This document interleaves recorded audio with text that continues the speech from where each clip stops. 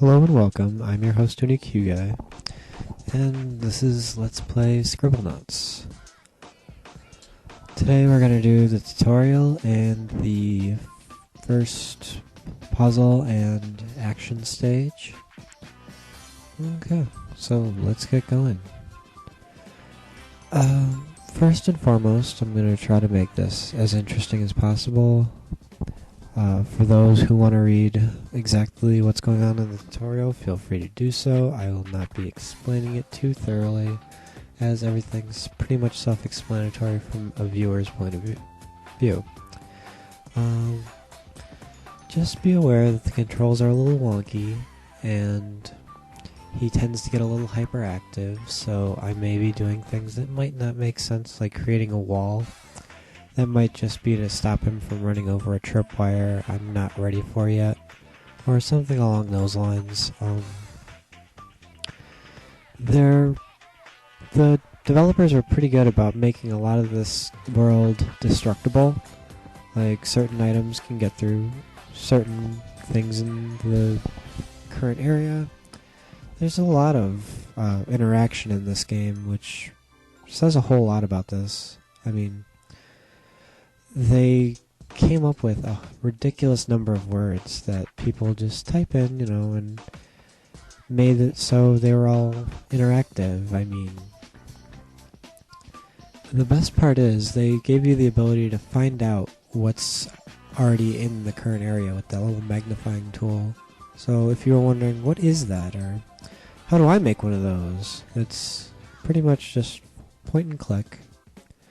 Vehicles are quite interesting in this. Not everything drives very well. Again, the controls tend to be a little wonky, but for the most part, things do what they're supposed to. The car drives fairly easily. You can dive if you have diving gear or anything that would help you get through the water. You can fly with objects that help you fly, like wings or the plane here. There's a whole lot to be done, and I don't want to spoil too much of what I'm going to do, but there's a few things that I have in mind, but you'll get to see them soon enough. Again, there are guns and other weapons of choice, but the aiming tends to be a little off, even though you click the point and just tell it to shoot it or attack it, it might not work quite as well. This was one of the more interesting things that I found to be, and it's the fact that you can use sticky things like glue or tape to attach one thing to another. And this was a good point in the tutorial to, learn that, because I wouldn't have off the bat thought of combining objects too easily. Which brings me to the next point of creating objects. So, for all of you who are requesting objects or think, "Whoa, what about this?"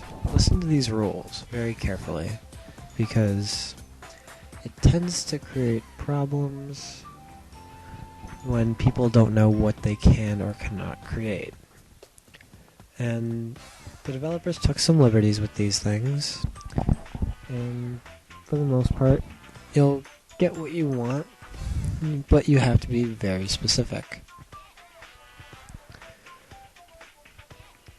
For the most part, you shouldn't have too many problems getting stumped, but the game may stump you with exactly what it wants you to do. Again, if you're watching this, you do not see the top screen, but it doesn't really do anything. It just has Scribblenauts and a little gauge. The gauge tells you how much you have on the screen at the moment, and if it fills up, you cannot create anything else. However, by deleting things, it lowers back down, so we're being nice to our DS, not overloading it with different things to do.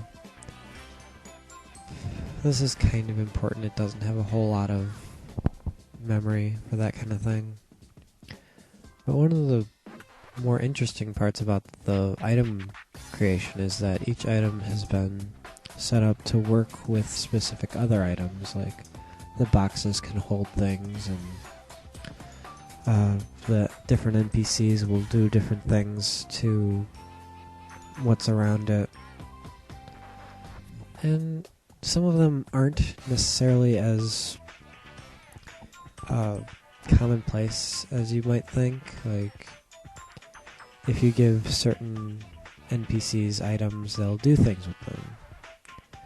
Now, one of the more common things is food and having them eat, which I suppose these NPCs haven't eaten yet because, you just brought them into the world, but more often than not, there'll be an interesting action to go with it.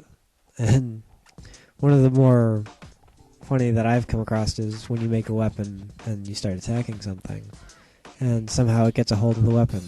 And I just feel like Peter in Family Guy, where he's like, I don't know how he got it, but he got it.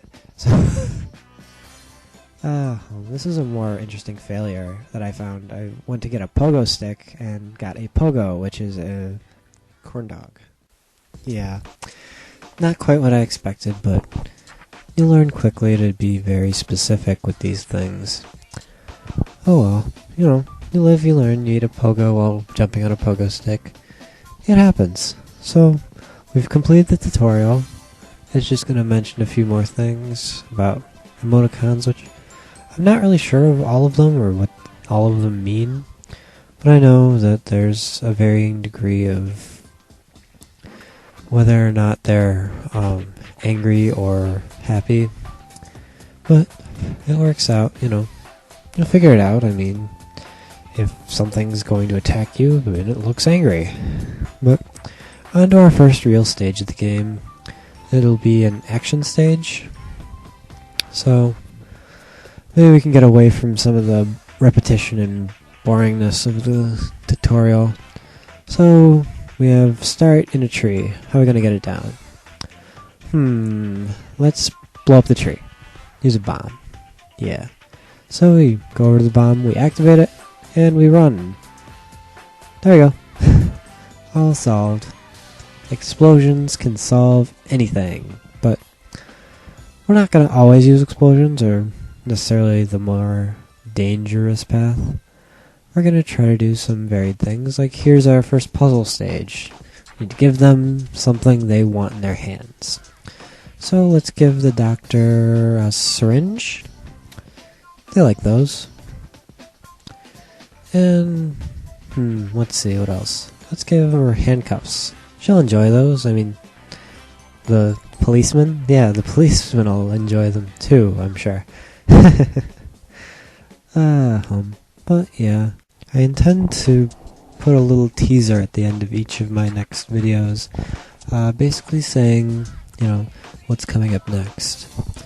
So, drop me some comments on, what you'd like to see used, and I might end up using it if it's good enough. Moreover, let me know if there's anything I'm doing too much of, not enough of.